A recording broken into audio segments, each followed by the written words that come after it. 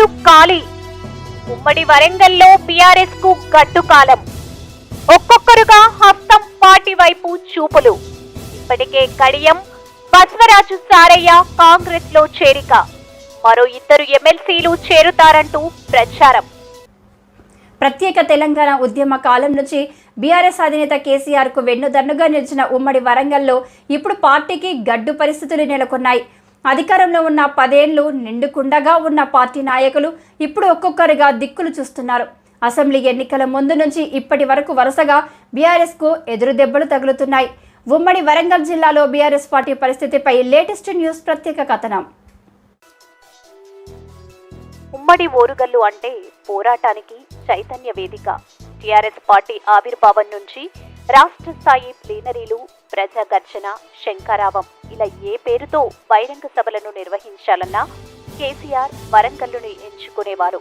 కేసీఆర్ ఉమ్మడి జిల్లాపై పెట్టుకున్న నమ్మకాన్ని వమ్ము చేయకుండా ప్రజలు సైతం కేసీఆర్ వెంట నడిచారు.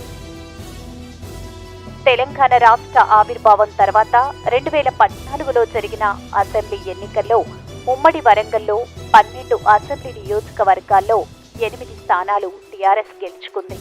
ఆ ఎన్నికల్లో టీడీపీ నుంచి గెలిచిన దయాకర్ రావు, చల్ల ధర్మారెడ్డి, కాంగ్రెస్ నుంచి గెలిచిన రెడ్డి నాయక్ సైతం టీఆర్ఎస్ పార్టీలో చేరారు. దీంతో ఉమ్మడి వరంగల్ జిల్లాలో కేవలం నర్సంపేట మినహాయించి మిగతా 11 నియోజకవర్గాలు టీఆర్ఎస్ ఎమ్మెల్యేలుగా చెలామణి అయ్యారు.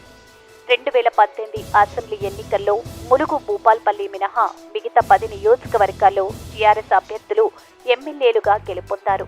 అనంతరం భూపాల్పల్లి ఎమ్మెల్యే గండ్ర వెంకట రమణారెడ్డి సైతం టీఆర్ఎస్ లో చేరారు. దీంతో ములుగు మినహా మిగతా 11 నియోజకవర్గాల్లో టీఆర్ఎస్ ఎమ్మెల్యేలు కొనసాగారు. 2014, 2019 పార్లమెంటు ఎన్నికల్లోనూ వరంగల్, మహబూబాబాద్ 2 పార్లమెంటు స్థానాలను భారీ మెజారిటీతో టీఆర్ఎస్ కైవసం చేసుకుంది. 2014లో వరంగల్ పార్లమెంటు స్థానం నుంచి కడియం శ్రీహరి, ఆ తర్వాత పసునూరి దయాకర్ విజయం సాధించారు. మానుకోటలోనూ అజ్మీరా సీతారాం నాయక్, మాలోత్ కవిత ఎంపీలుగా టీఆర్ఎస్ పార్టీ నుంచి గెలుపొందారు. 2023లో జరిగిన అసెంబ్లీ ఎన్నికల్లో ఉమ్మడి వరంగల్లో బీఆర్ఎస్ కు కోలుకోలేని దెబ్బ తగిలింది.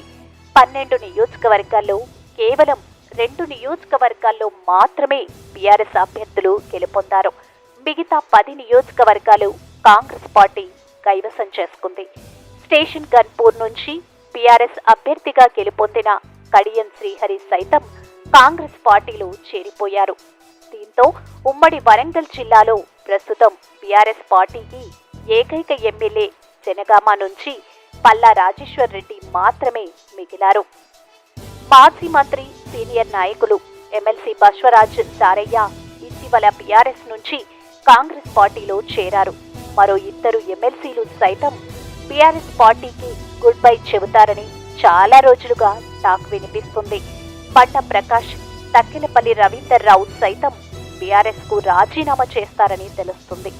ఏదేమైనా ఉమ్మడి వరంగల్ జిల్లాలో 10 ఏళ్లు ఏక చక్రాధిపత్యం సాధించిన బీఆర్ఎస్ కు ఇప్పుడు గడ్డు కాలం నెలకొంది.